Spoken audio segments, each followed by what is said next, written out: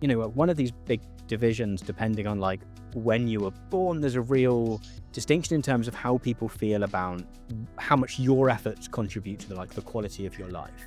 If you grew up at a time when it was eminently achievable to buy a house and to go into a job which provided you with some stability and you got a final salary pension, it's quite easy to go, well, I did that. Whereas younger cohorts, when polls sort of suggest, well, like, no, there's a huge amount of luck involved in it, because they can see how much you're blown around by systems rather than living in some sort of like perfect meritocracy.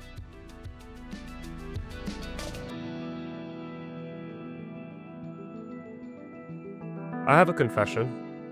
I began this podcast thinking this is easy. We're going to spend 30 breezy minutes discussing how boomers, that is people born between 1946 and 1964, screwed us all. Gen X, Millennials, Gen Z, and the infant generation Alpha. But then I wondered, how helpful is this language? Does it help us make sense of the world? Or does it create divisions and confusion at a time when most problems and their solutions are profoundly intergenerational? Welcome to In Solidarity. I'm your host, Aman Sethi. Our guest for today is filmmaker, theatre director, and YouTuber Tom Nicholas. Tom is also the director of a new film, Boomers, The Rise of Gerontocracy. In this episode, Tom and I get deep into generational politics, and controversially, if Gen X, Millennials, and Gen Z each deserve an entire generation to themselves, or are we just one generation shaped by the financial crisis? Hi, Tom. Welcome to the show. Thank you very much for having me. Tom, before we get into the meat of our conversation, tell our listeners what the film is about. Cool. So Boomers is a feature-length documentary which I made last year. It follows me on a little bit of a road trip around the US, the UK, and I often say Europe, but we go to France. And the goal was kind of to explore intergenerational conflict as having been something that had shaped a lot of politics recently, generational language, which seems to shape a lot of how we talk about politics, culture, all kinds of things, but also to explore sort of the lives and legacy of the baby boomer generation. How did they change the world? Was it good?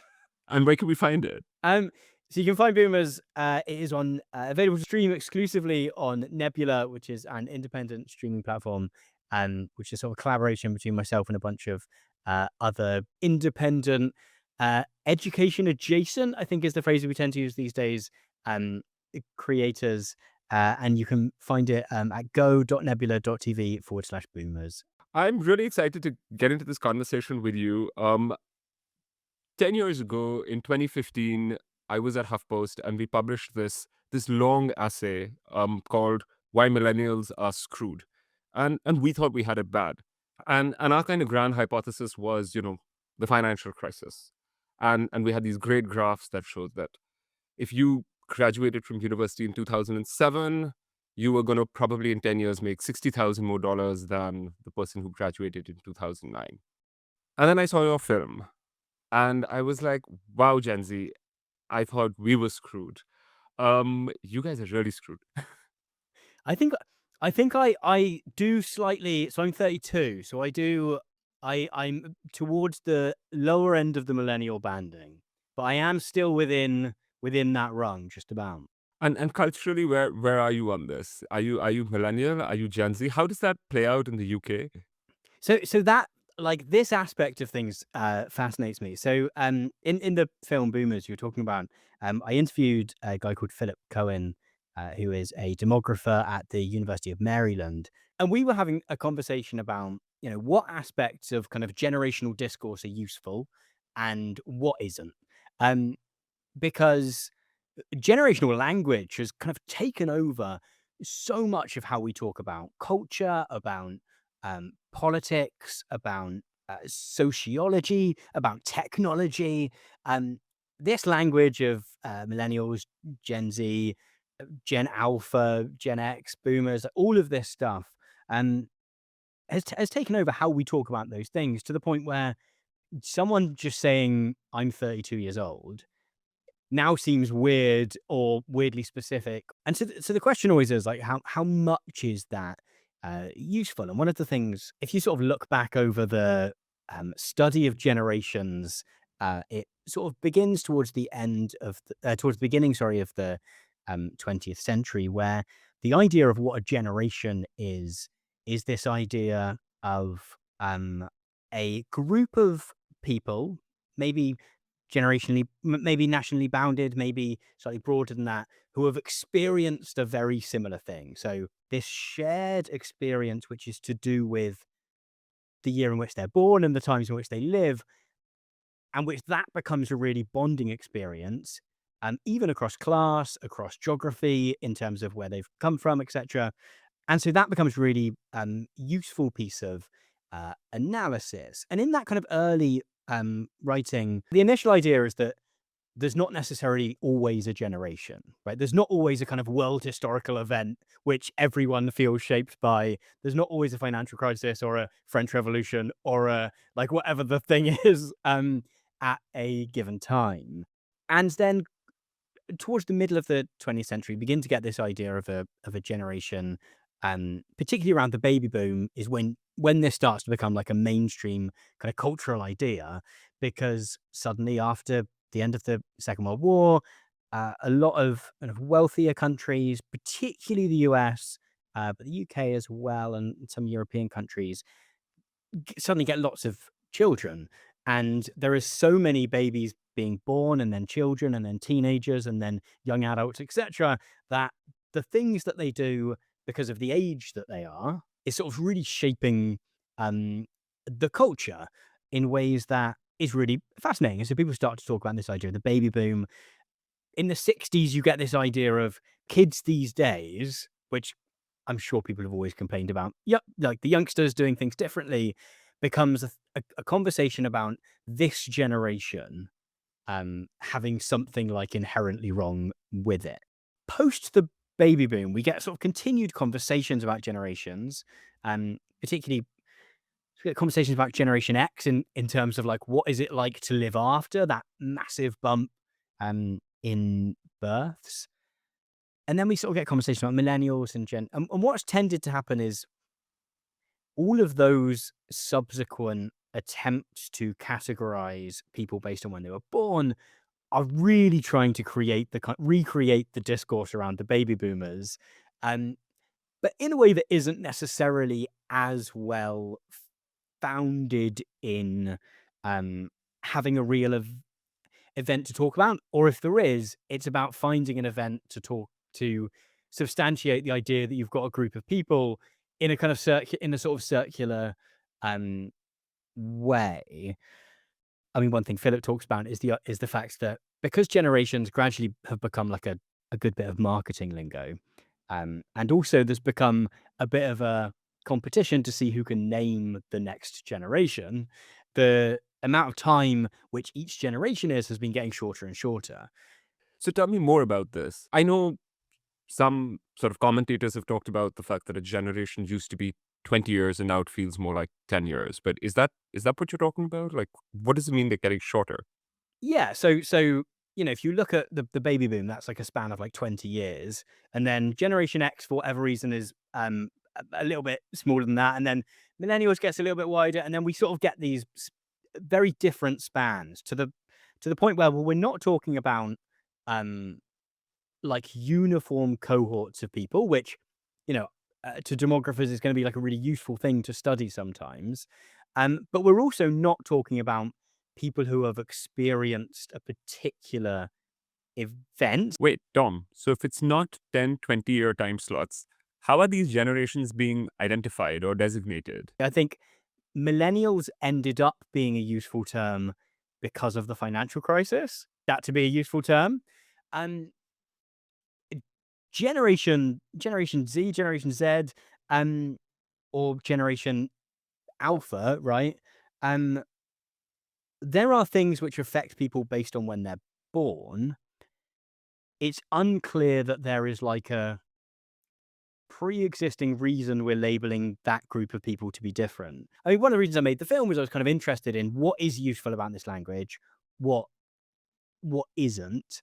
Um, and I think what's been interesting in terms of I mean, you talked about the financial crisis then, and sort of saying That seemed bad. Look at today. I mean, I would sort of argue that in many ways we're still working through the ramifications of the financial crisis.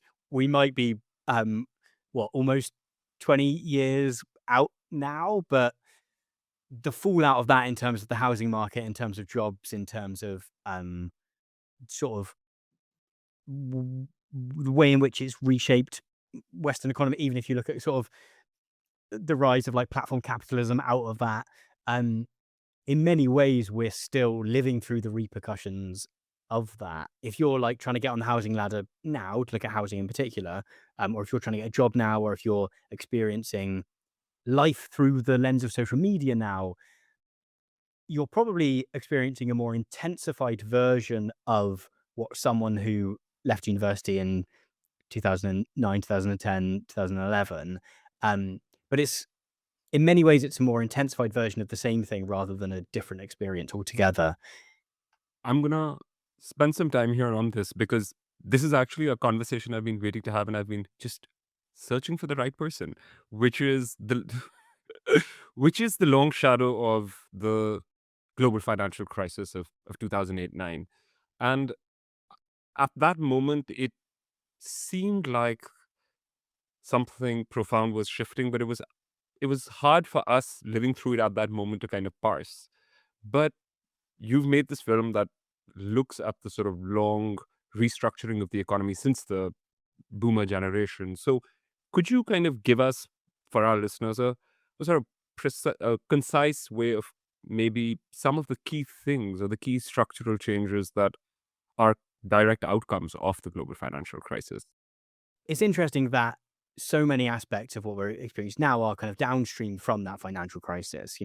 Um, all of our kind of questions about social media and misinformation and um, platformized jobs and platformized marketplaces all came out of lots of those companies which were able to um, become monopolies or have been able to become monopolies over the past 20 years, because we had so long of such low interest rates that it was possible to like build a massive company because you didn't need to worry too much about paying the money back just yet.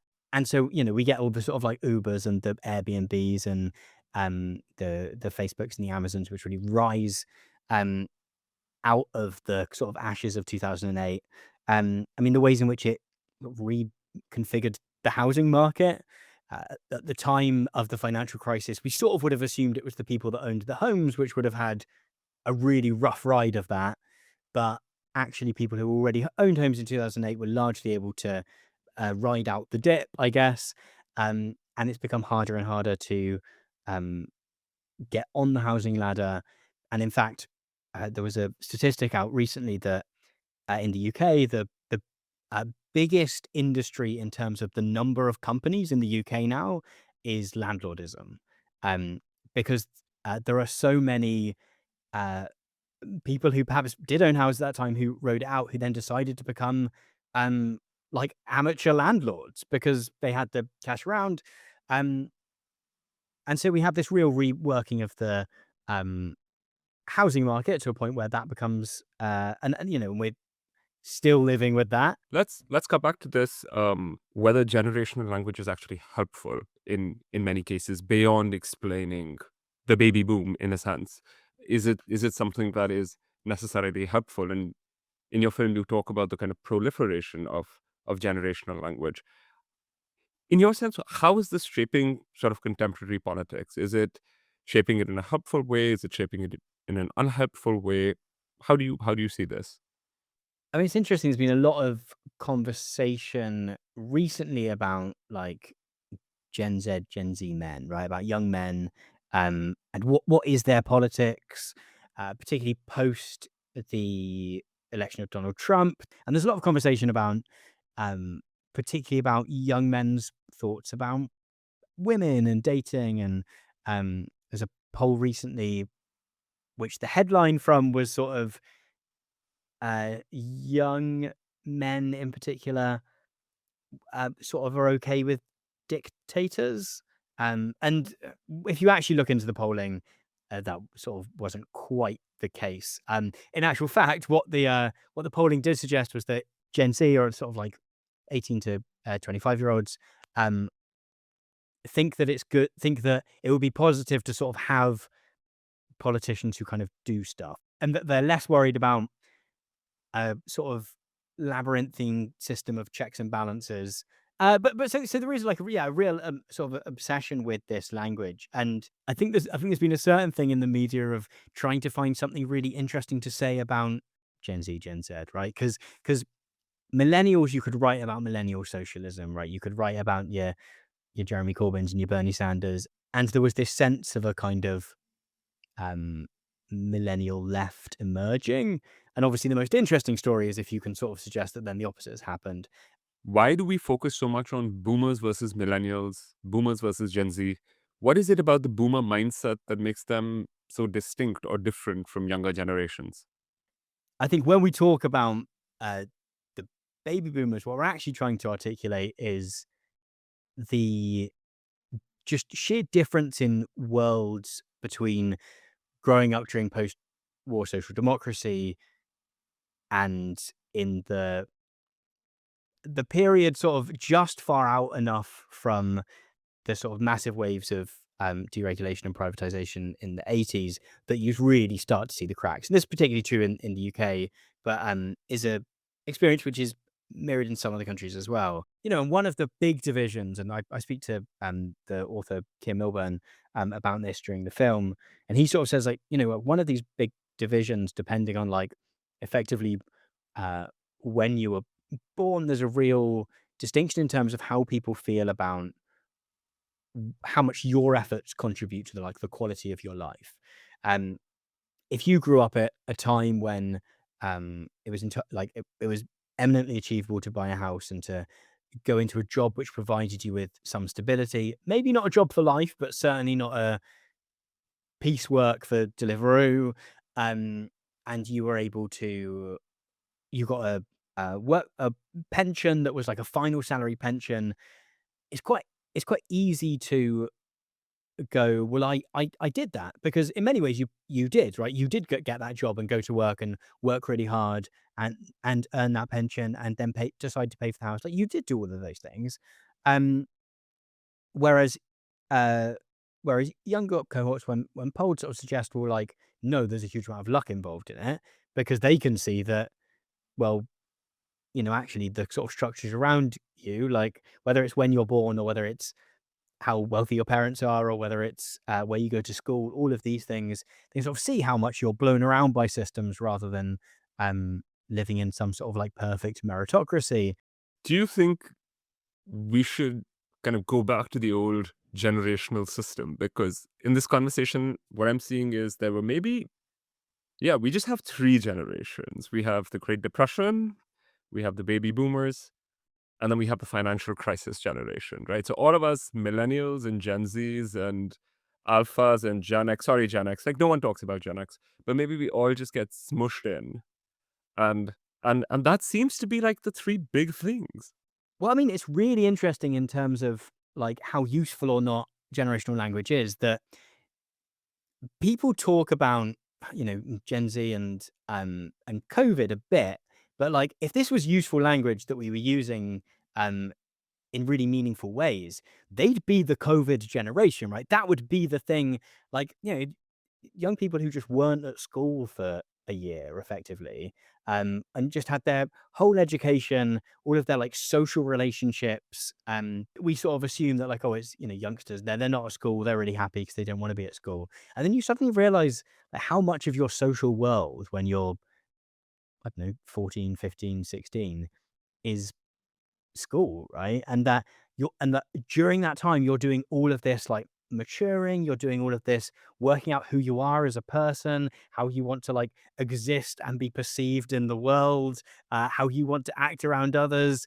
Are you really cool and want to put other people down? Do you want to I don't know, like you're sort of working all this stuff out, and that was sort of gone from their lives. And that was true, all the way up to people at university, and I think it sort of affected all of us. But I think particularly if you're at one of those points where you should have been doing a lot of kind of um, human sort of social development, uh, And yet, while those conversations sort of happen, and maybe this is part and parcel of our sort of burying of COVID a little bit. Certainly, people don't talk about Gen Z as like the COVID generation. They might be the phone generation, but sort of millennials were also the phone generation. Everyone's sort of the phone generation. Everyone's the technology generation because that's just whatever the new technology is, right? That probably is one of those things that is like things were ever thus. Um, I'm sure there was like the Loom generation or whatever. But but yeah, the facts that we don't like constantly talk about Gen Z as this sort of like generation which lived through a pandemic and were in lockdown for a huge amount of time, uh, probably says something about how and why we are and aren't using that language. Yeah, I think they probably have to name themselves. Like, I think this is probably the way that we're only now kind of parsing the strands of the financial crisis. It's probably going to be you and me on a elderly's kind of call-in show, kind of raging about young people, and someone calling up and saying, "We're the COVID generation." We're like, "What are you talking about? We all went through it." Yeah, because like, I mean, and again, that was something that was different based on where you live and what you do for work, and or like, I mean, certainly in terms of like wealth, if you live on a lovely country house somewhere, then actually staying at home was probably quite nice. If you live in a small flat and don't have any outdoor space, then actually only being able to leave the house to go out in public once a day is a much bigger deal. Um, and and so there were like huge differences in terms of how COVID was experienced across kind of class and gender and caring responsibilities and all of these other kind of things. But certainly, in the same way as that sort of First World War thing of there is a shared experience which kind of goes beyond some of those things. Um, you would have thought that that is the core thing. And yeah, maybe the reason it's not been spoken about far more is that the tastemakers and the journalists and YouTubers. the YouTubers, right, weren't the people that were at school during those years, and or maybe some of it's that the long tail consequences of that have not reared their heads yet. Tom, last question. Is there a space for intergenerational solidarity? And what would intergenerational solidarity mean to you? Yeah, the Just a Boiled video I made, which interestingly I made at around the same time as I was making Boomers. Going and spending a bunch of time with, or sort of 24 hours or so with Just a Boil, like it sort of explodes any sort of idea that there's like a specifically generational divide at work here. Because actually, you're sat in a room and yes, you've probably got some youngsters. You've got some kind of like radicalized youngsters that are worried about their future, their generation's future, whatever. But you do also have slightly older folks who are worried about the legacy that they're leaving behind, or less selfishly, I guess, just sort of maybe think we should do something about the climate emergency, and really did have this experience, which did me see that there were so many spaces where these kind of intergenerational frictions and intergenerational like cleavages sort of fade away a little bit, and actually we get this kind of like this real sort of working together across generations. And I mean, some of the lack of that these days, I wonder, is the kind of broader erosion of the public sphere, in that you don't really bump into people in quite the same way anymore. You go online and you find people who already share the same interests and life experiences of you, and are able to speak to them. And that's fantastic. That has been life-changing for so many people who otherwise might feel isolated.